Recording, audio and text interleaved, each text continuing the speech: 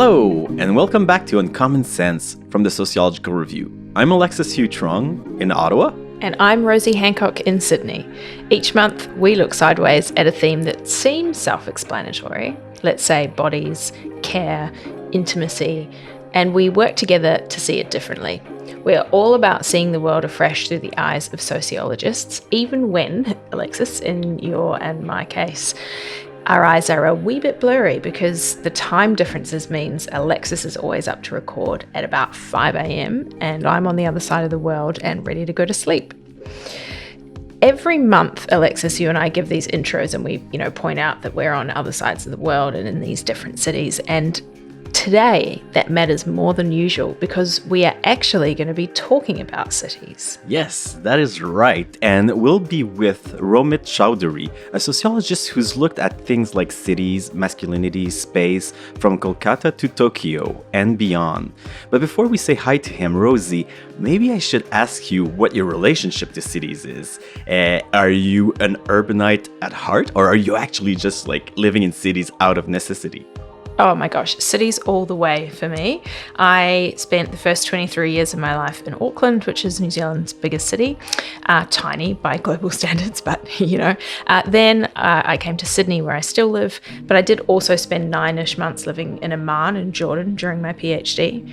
I really, really, really like going to the country on holiday, but I thrive on city life and could not imagine living anywhere else. How do you feel about cities, Alexis? I don't really know.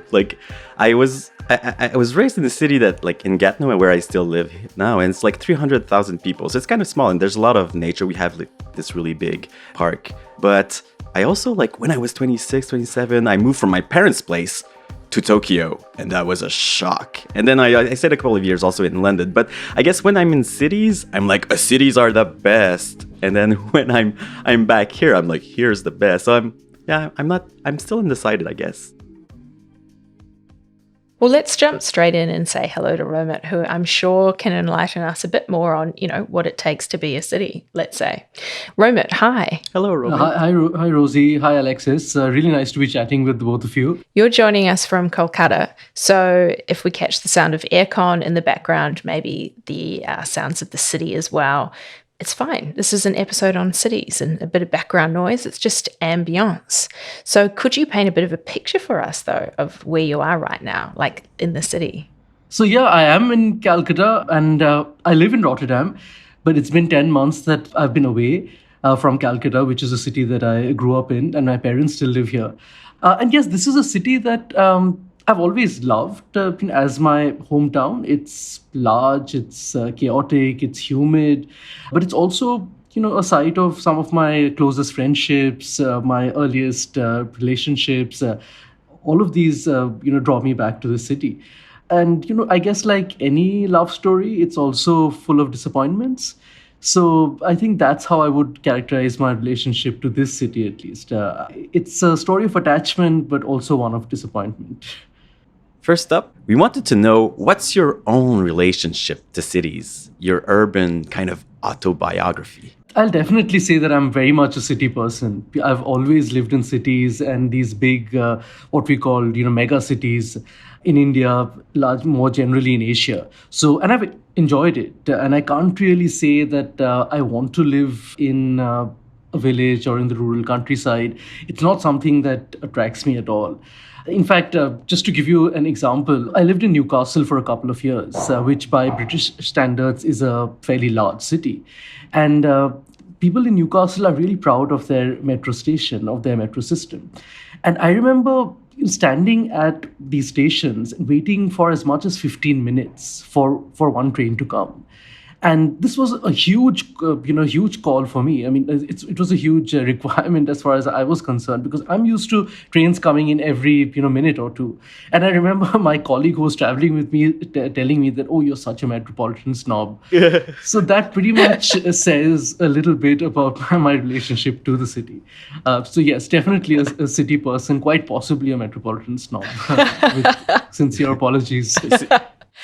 I mean, you kind of said there about your experience with mega cities, not just cities, but mega cities. And I mean, I'm curious about how do we actually define what a city is, right? Like there is these definitions around numbers of people, right?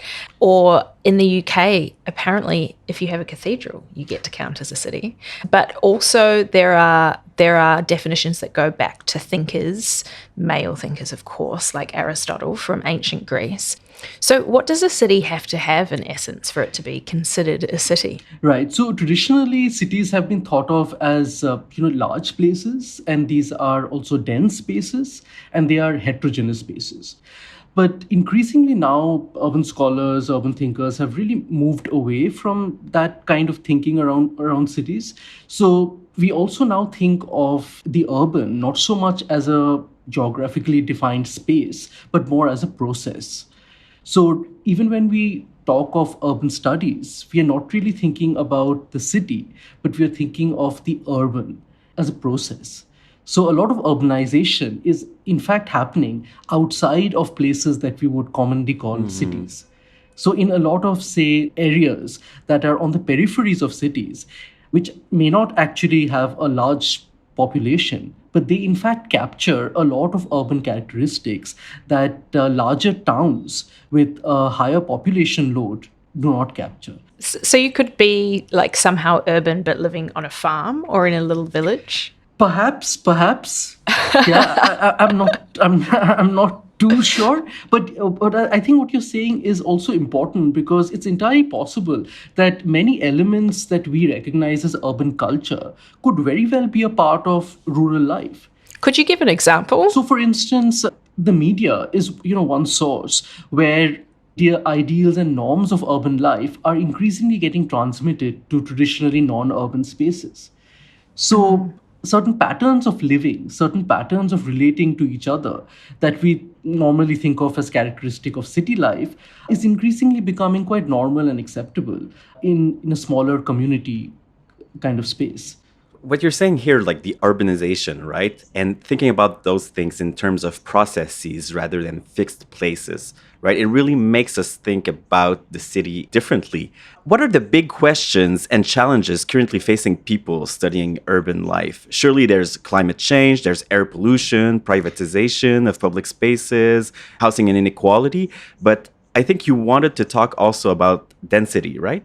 Right. And you're absolutely right, Alexis. I mean, pretty much any any social problem that you can think of right now is being traced back to urbanization, is being traced back to cities. But what this also means is that many of the solutions to the most pressing social problems of our times are also being traced back to the cities. So, in as much as cities are being seen as drivers of climate change, they are also being sort of identified as possible solutions to climate change. And perhaps the density question here is immediately relevant because, as we've just spoken about, density is one of those traditional markers of what a city is. But density has really divided urban scholars on whether it's a good thing or whether it's a bad thing. So for some people, high density is a problem. And this is particularly true of cities of the global south. So if you think of cities like, say, Cairo, a lot of the big Indian cities, say, a lot of the massive Asian cities like Tokyo, certainly, you think of density as exercising a kind of crushing force on infrastructure. But in another way of thinking, high density is often seen as a good thing. Compressed living is seen as something that's good for the environment, so it's ecologically more sustainable. It's also seen as a better economic model because you have concentration of labor and consumer markets. It's also seen as possibly better for society because you have a large number of people living in a relatively small place, so it possibly includes more interaction.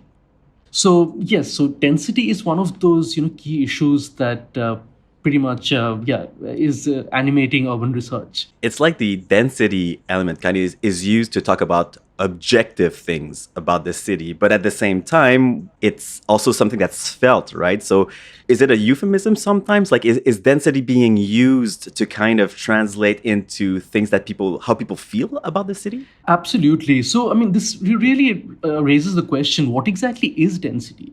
So is it simply an arithmetic thing? Or is it also, as you're saying, Alexis, perceptual? Is it also subjective? So the kind of research that I have been doing alongside my colleagues at Durham is more concerned with the latter. Thinking of density more as a lived category, thinking of density as a lived experience. And to give you a very mundane example, now of course I live in the Netherlands, in Rotterdam, and I hear so many people complain about the crowds in Amsterdam. Everyone you speak to will say, oh, Amsterdam is so crowded, it's beautiful, sure, but it's so crowded, it's unlivable. And for me, having grown up in India and lived in Asia for the most of my life, that always, brings a smile to my face, because, Amsterdam actually seems, fairly sparsely populated if you compare it with Calcutta. For instance, the whole of Calcutta's population is slightly less than the population of the entirety of the Netherlands. So is density math, or is it more a story? Talking about like lived experiences, right? There's this word enchantment that comes up when sociologists and geographers talk about cities. What does it actually mean in that context? It kind of conjures up like images of fairy tales, of like magical forests, concrete forests maybe, but that's not what it really means here, I think. Yeah, I mean, the city has a strange relationship to enchantment, right? Because again, typically when you think of the city, you think of it as a space of impersonality. It's a place of anonymity. It's also a place of cold rationality. You work in the city, and in the workspace, your ties are typically professional. There's very little scope for intimacy. These are some of the ways in which typically cities are characterized. And while some of it is certainly true, it's also true that cities are also places where the unexpected happens, where the possibility of the new is just around the corner. And that means that in newness, in unexpectedness, there's an element of surprise. And that's where enchantment resides. Again, to give you an example, I was having one of those, bad days in Rotterdam some months ago. It was just one of those days when you're like, oh, nobody loves me, everybody hates me. One of those, one of those moments. And and I was, standing outside my college, and I was just chomping on a sandwich, and this woman just happened to walk past me, and she saw me eating, and she just winked at me and said, "Eat smakelijk." Enjoy your food. And this is one of the few words in Dutch that I still understand. And it immediately brought a smile to my face. So this is what I mean by urban enchantment. The unexpected, the surprising, that again seems to kind of reinvigorate you, renews your faith in the city and maybe in life more generally. I love the possibility of those kind of surprising encounters in the city. I mean, it is one of the magical things about cities. So there are so many different ways that researchers have studied the city, most famous perhaps being that of walking the city, inspired by flânerie, practiced by people and men, typically, historically, like Walter Benjamin. And it's all a bit romanticized, yes, and seems pretty gendered. What does this capture, or what does it miss? Yeah, absolutely. I think, when initially the idea of, walking in the city became popular in academia, it was quite a, radical gesture, because it was thought of as, typically planners, look at the city from high above. And that gives you a certain picture of the city. But to walk through the city is to experience it in an entirely different way. So when initially urban scholars were speaking about walking in the city, they thought of that act as a micro-revolutionary act, as an act of resistance against the planning imaginary of cities. But yes, what it also, takes for granted a lot of things, such as gender, such as, other subject positions, other vectors of inequality. Like, are you a migrant? Are you seen as an insider? How able-bodied are you? How are you perceived in terms of your gender and sexual performance? So on and so forth. But I think, what interests me about the idea of, walking in the city, ironically, is not so much, walking in the city as walking to the city. Because every time I think of, walking and city in tandem, I keep thinking, for instance, of, domestic workers, in a city like Calcutta, and also in many other Indian cities, who live in villages, and for whom commuting to the city largely depends on walking to the suburban railways. So they will walk for miles from their homes to get to their nearest train stations, and then take a train into the city, and then walk to the various homes where they work as domestic workers. So that kind of walking is, of course, very different from the kind of leisurely flânerie that you mentioned, Rosie. Thanks, Romit. We'll be back in a moment to hear about your work on sexual violence on public transport in Tokyo and feminist readings of the city, after a word from our producer, Alice. Hi, thanks for listening to Uncommon Sense from the Sociological Review, where we sit down with a different guest each month and together we take an everyday concept that we all kind of think we understand quite straightforwardly. So far, bodies, intimacy, security, for example, and together we work to see it differently and, of course, more sociologically, without the jargon or the paywalls. Click on the podcast page at thesociologicalreview.org to find details on all of our guests, plus some surprising reading and viewing tips to share. And do take 5 seconds to tap follow in the app you're using to hear this. It really does help us to keep making this podcast for everyone. Thanks for listening.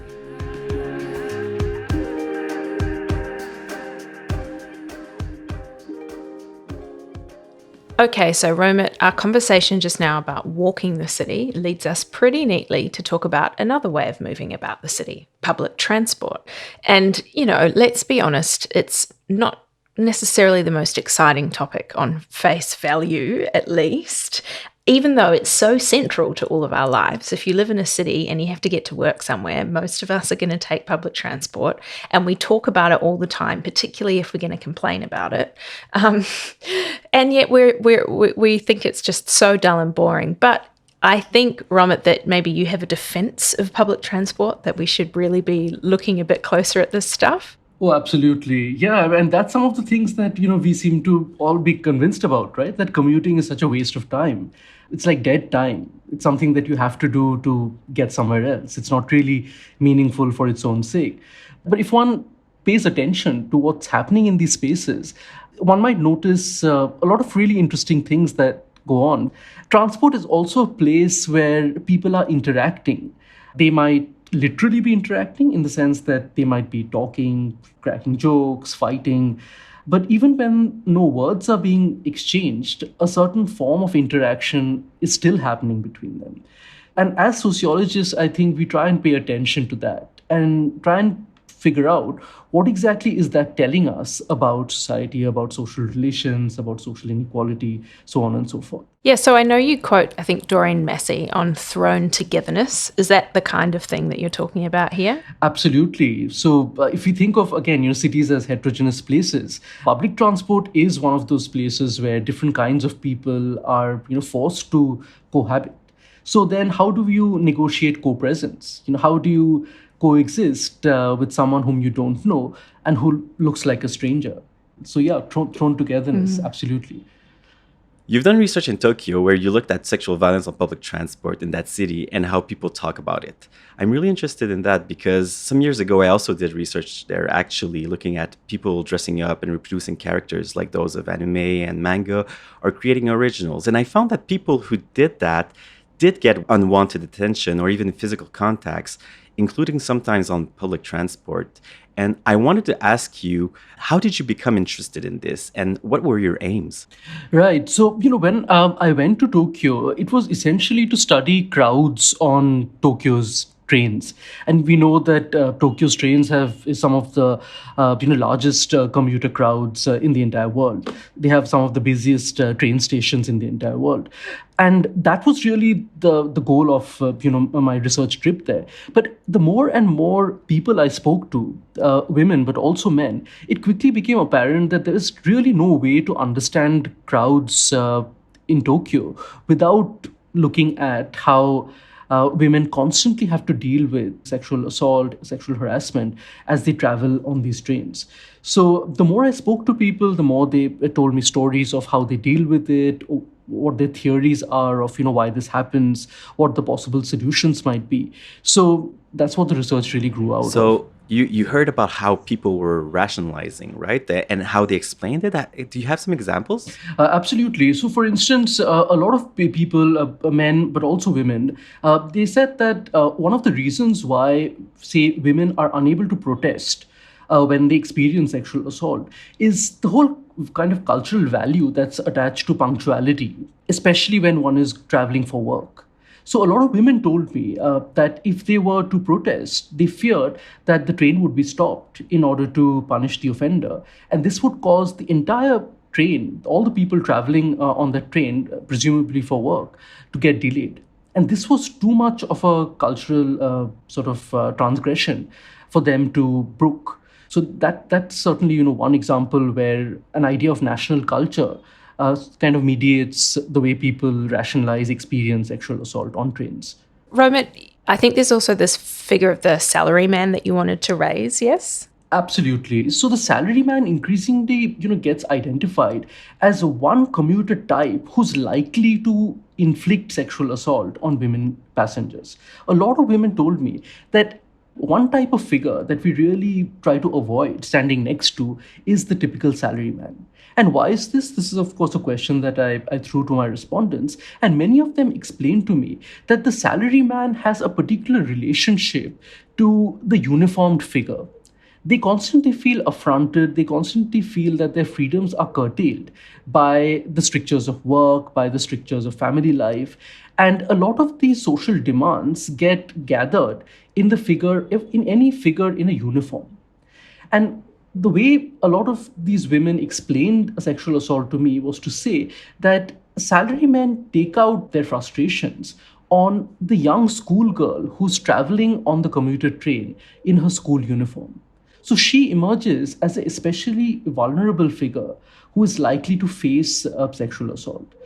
The majority of women whom I spoke to said that it really began when we were young girls traveling to go to school. And it stopped or significantly reduced after we turned 50. So that's one folk theory, if you will, that emerged from the research which I did. Alexis, I'm curious. You mentioned you've lived in Tokyo for a little bit, done a fair bit of research there. What was your experience traveling on these trains? It was quite a surprising experience at first, especially like the big crowds. But sometimes, like when people were really squished together, I was really also surprised to see that some people were taking the opportunity to sleep. Yeah, that was very different from my experience here in Quebec City on the bus system. How about yourself? Yeah, I think I was very aware of myself as a migrant who didn't speak Japanese, still doesn't read the Japanese script. So I think I was especially alert that and kind of cautious that I don't transgress any cultural norms. So far from manspreading, I kind of occupied as little space as possible and made sure that I had as little physical contact with anyone around me as possible, which, as you know, is almost impossible during rush hours in Tokyo. I mean, so your comment there, Romit, is reminding us that there are, of course, barriers that some of us face to moving freely through the city, not just in Tokyo, but everywhere. Cities aren't just places where we can wander freely and leap from bus to tram or, whatever. And feminist geographers have been doing a lot of work on this for decades. Can you tell us a bit about that or, point us in the direction of people we should read? For sure. And just quickly to go back to the earlier point, I mean, and this also tells us, you asked me, why should we study transport? But the fact that, you can't really take how to behave in public transport for granted also tells you how these spaces are actually kind of practical workshops where you get to teach yourself how to behave in a city. And maybe, this is one way of connecting the thread to feminist urban scholars. A lot of feminist urban studies has basically been around the question of differential access to public space. How are cities structured through the experience of men, cisgender, heterosexual, upper class, white men in particular? And what does that do to the experience of other communities? And this, of course, has been a vital contribution. But on the other hand, we also, I think, need to ask, how exactly do men experience the city as men? We know that men have access to the city in a way that women don't. But what exactly do men do in these spaces? What do they talk about? How do they relate to each other? What do they think of women's presence? And I think we can deepen our knowledge of cities when we bring in these questions in our study. Yeah. I mean, is there any, do you have any favorite feminist geographers you want to point us to? Linda McDowell, a British feminist geographer. She's written a great deal on economic restructuring and how that has affected working class men's lives in British cities. That's something, I mean, her work has been very inspiring, for me. So another kind of a feminist argument that has become quite influential in South Asian cities is the whole argument that women need to rest the freedom to loiter in cities. So rather than think of safety, if women could rest the risk to risk pleasure. I mean, if women could risk pleasure and loiter in cities, that would actually be a way of gaining further access to public spaces. So, and that argument has increasingly gained a fair bit of influence both on scholarship and on everyday life. So that's certainly worth mentioning. Yeah. So as you point out, much of the research that is to do with sexual violence on public transport has focused on the global south.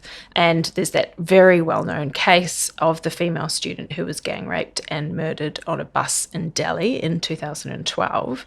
And very rightly, that case got a lot of coverage. It inspired a Netflix show. But it would be really wrong of us to talk as though so-called everyday sexual violence, which is part of the continuum of public violence against women, of which the Indian case is, at the very extreme, doesn't also happen in cities like London and Paris and New York. So, why have such cities in the global north been relatively neglected? Right. I think this is possibly, a part of a long tradition within urban scholarship, where we think of so-called third worlds, non-Western cities in the global south, as crucibles of problems, and we think of the so-called developed world as the locus of solutions. So when you think of a problem, when you think of a social problems, you immediately go to the global south to look for examples. And you look at the global north for solutions to that. I wanted to ask you about some other related work that you've done in Kolkata, where you lived until your late 20s. You interviewed auto-rickshaw drivers there. What got you interested in this, and how does that work tie into the mission that you described above about using a feminist lens to interrogate masculinity in the city? Yeah, I mean, I think that interest really grew out of my experience of living in this city. I've always taken public transport in this city. And the auto rickshaw, which is this three-wheeled vehicle that connects adjacent neighborhoods, and it's a shared mode of transport. I mean, I would use it every day to go to college, to go to university, to go to work. And again, this is a mode of transport that's constantly in the news for all the wrong reasons. So it's again a site where women are molested. It's a site where auto rickshaw drivers behave badly with passengers, where service is unreliable, so on and so forth. And while a lot of this is true, I also in my travels I would notice these everyday forms of friendships, these joking relationships that were playing out between passengers and drivers, between drivers and traffic police. And I thought this is also a story that needs to be told, that also has significance for the way we understand, again, how thrown togetherness happens in cities, how urban society holds together. And I saw that masculinity was very important to both why conflicts happened and how conflicts were resolved, how friendships were being formed. It's really interesting to me how your research is allowing you to kind of look at these gender power relations. And here, you look at the experiences of men. And I mean, you could make the argument that, hey, look, men get enough attention and it can pretty much seem like the city belongs to men. That's something that you mentioned earlier. So why speak to them here rather than, let's say, their female passengers? Why not do both? Yeah, and I think that's what that's what I did. In this for this project that I'm trying to tie up now. What I did was that I spoke to these auto rickshaw drivers also because they're not simply men. They are men, but they're also working class men. Many of them are migrants. And these other identities complicate their masculinity and their experience of the city. And therefore, it's no longer possible for us to speak of them, of their relationship to the city as some kind of unhindered, smooth access. They are also on the margins of the city. They also occupy the margins of city life. So how does that tie in with their masculinity? So to give you a very concrete example, one question that I asked them was, how has the city changed for you? And I was really struck by the number of men who told me that the city hasn't changed for me, that I've lived here for 10 years, sometimes 20 years. Yeah, and sure, many new flyovers have been built, shopping malls have come up, but my life has not changed. And why has it not changed? Because my father's struggle to provide for my family is my struggle as well. So notice how men's relationship to the city is being narrated through a comparison with their relationship to their father. And most importantly, through their provider roles. So men's relationship to the city is meaningful only in terms of whether they can be good fathers, whether they can be good husbands, whether they can be good sons.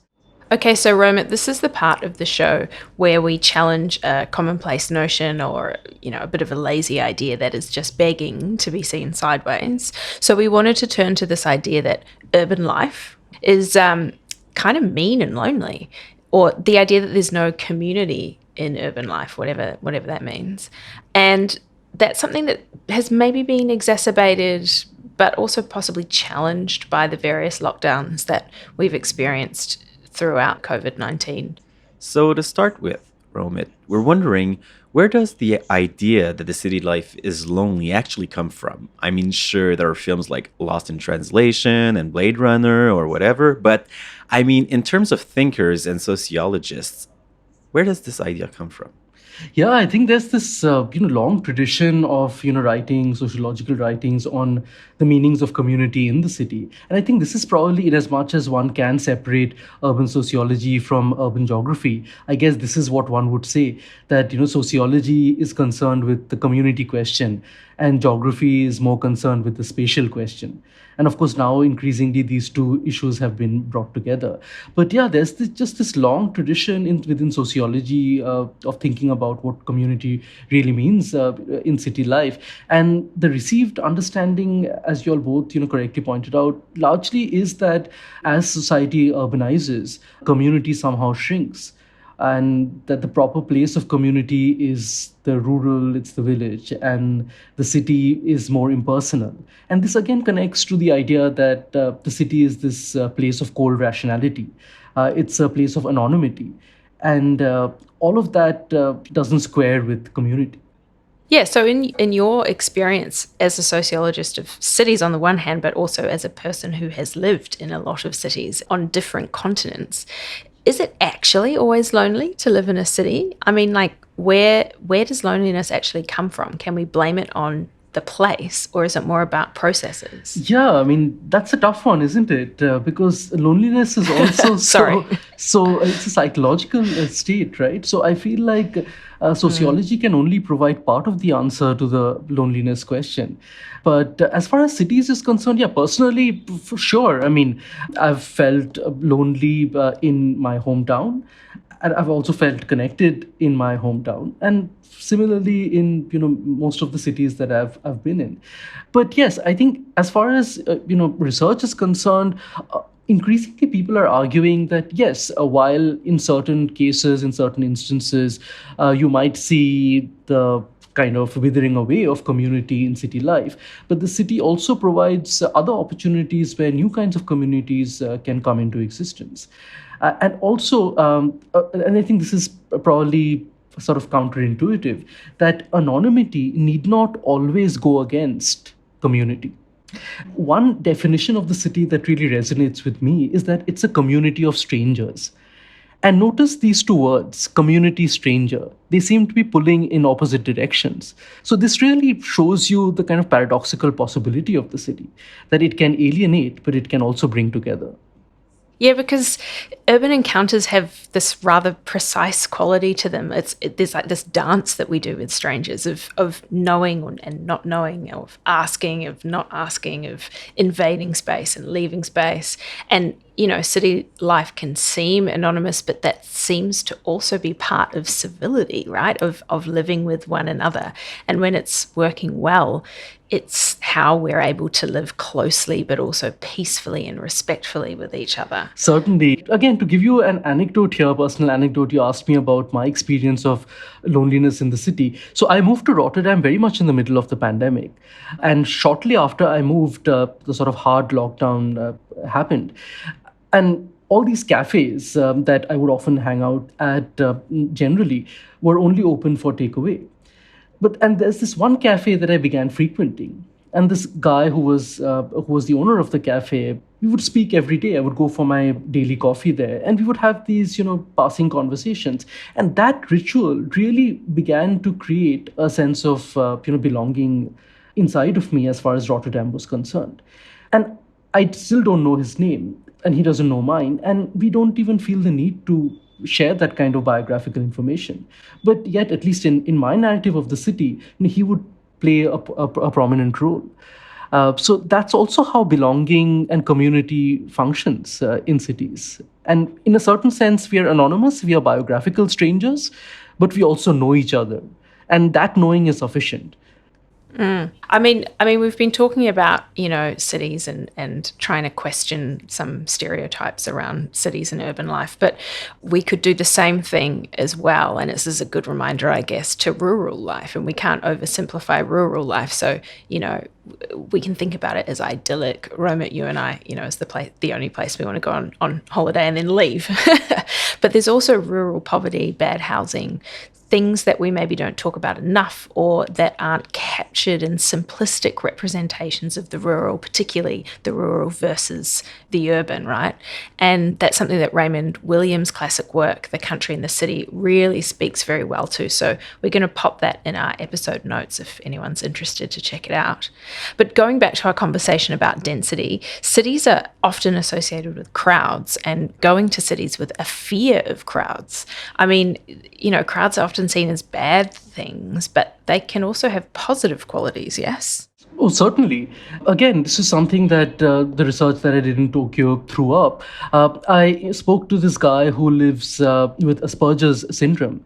And when I spoke to him, he'd recently been laid off from his job because he wasn't being able to cope with his professional duties. And he told me that he would spend this new free time that suddenly had fallen on him by going to Shinjuku Station, which is one of the busiest possibly the busiest transport hub in the entire world, certainly in Japan and in Tokyo. And he would simply sit at a ledge and observe the crowds.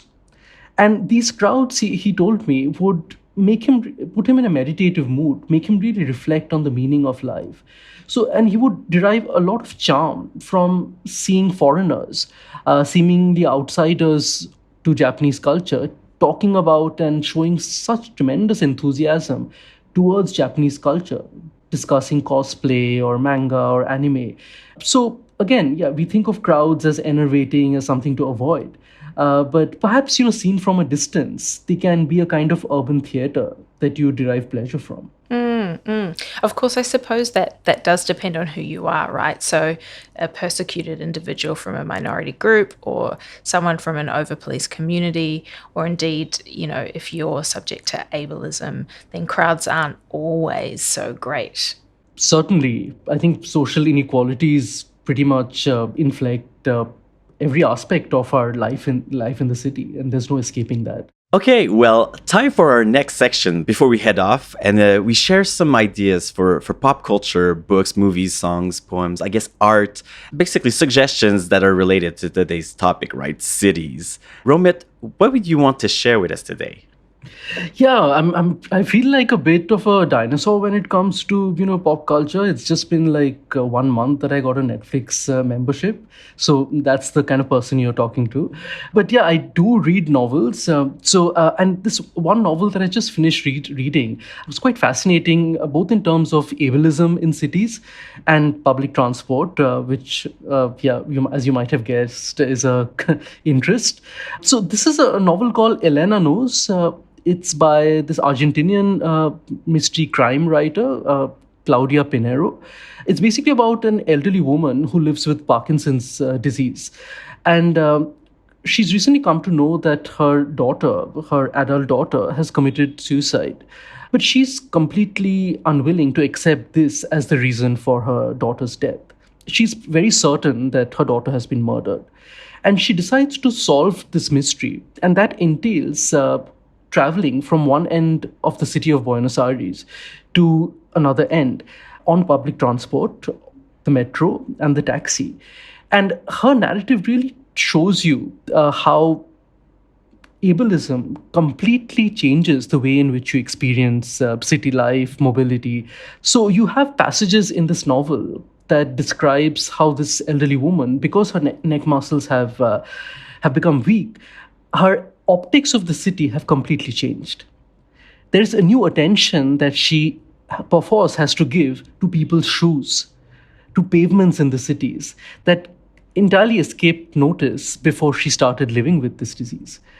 Also, things like negotiating co-presence, which we've spoken about, that becomes an entirely different story if you're living with a condition like Parkinson's. So, for instance, she has to calculate the effect that her medicines will have and correlate it with the timetable of the metro in order to get from one place to another. Oh, perfect. And it's so great because it sounds like this idea of syncing your body to the rhythm of the city actually is really similar to the novel that I wanted to recommend, which is N.K. Jemison's The City We Became, which is a science fiction novel where the essence and existence of New York and its 5 boroughs is kind of downloaded or synced to literally 6 people, each representing a different borough and then someone for the whole city itself. And they have to fight this otherworldly force seeking to basically destroy the city. But it's fascinating how these people literally become, embody the essence of New York City. And it's really clever how she takes all of these tropes about cities, things like gentrification and the frustrations of poor urban infrastructures, the way money flows through the cities, and she really personifies it into these supernatural or otherworldly creatures or forces. Alexis, did you have something you wanted to recommend? Well, actually, Romit, all that you shared with us today really kind of made me think about how I experienced Tokyo. So I kind of wanted to suggest Patrick Galbraith's Tokyo Real-Time Akihabara tour because I think he isn't doing those in person anymore. But Patrick basically used to do tours of Akihabara neighborhood in Tokyo where he dressed up as Goku from the anime Dragon Ball Z and showed amazing hidden gem secrets in the manga and anime mecca that is Akihabara. And sometimes you had like little shrines squished in between buildings and so on. So really kind of a really interesting tour. But for something that people might be able to access more readily, I'd say the films of Shinya Tsukamoto. That I make this suggestion is that I believe that a lot of his work draws on his experience of growing up in the post-war city, in post-war Japan, and Tokyo specifically, and is about exploring people's relationships to the city. Well, this recommendation of a walking tour in Akihabara loops us back really beautifully to walking in the city, which we talked about right at the beginning. And we actually have other episodes that relate to walking in the city. We've done ones on bodies and security in particular. So you can check out our archive if you want to hear what else we might have that's relevant. Thank you so much, Romit, for your time today and for chatting with us. Thank you. This was so much fun. Yeah, it was great talking to you. Thank you very much. And we have to find a common city to meet in person. Yes. Let's make it a crowded one. Yeah. Thank you. Bye. Bye-bye.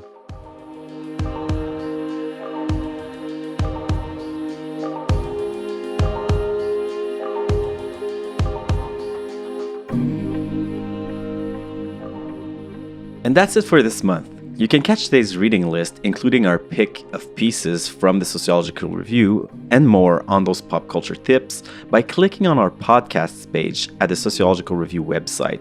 Rosie, what are you going to take away from today? I am so taken with Romit's characterization of the city as something magical and enchanted, and I am definitely going to be open to surprise in my daily life going about Sydney.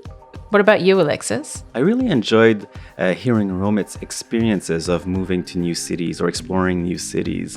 It made me think about all those kind of moments and times where we kind of become maybe hyper-reflexive, or like really our thoughts or our emotions are really directed to what is happening around us in a city. Well, we did mostly talk about loving cities, and if after listening to we three urbanites talk about cities for 45 minutes, you're feeling enraged, hold on to your anger for next month's episode, because we'll be talking about emotion. If you've enjoyed listening to Uncommon Sense, tap follow and rate or review us in whatever app you're using, and share us with your friends, your family, students, fellow students, lecturers, teachers. You get the idea. Our executive producer was Alice Block in London. Our sound engineer was Dave Crackles in Sheffield. Thanks for listening. Bye. Bye.